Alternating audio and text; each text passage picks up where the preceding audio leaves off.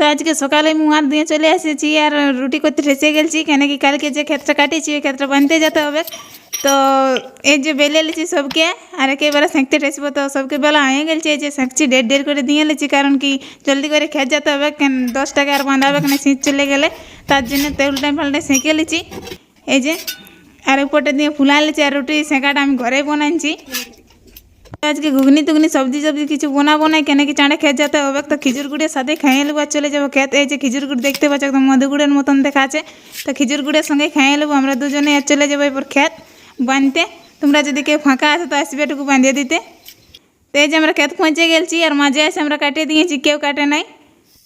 তো আমাদের ক্যামেরাম্যান কেউ নাই, তার জন্য তোমাদেরকে বেশি বিড়া বাঁধাবাঁধি দেখাচ্ছি নেই, দুজনের এটুকুটুকু দেখান দিচ্ছি। তো এই যেরা বাঁধছে আর আমিও বাঁধে লিছি। তো তোমাদেরকে আর বেশি ভিডিও দেখাচ্ছি নেই, কেন কি 10 টাকা জড়ে যাবে। তো এটা শেষ লাইন।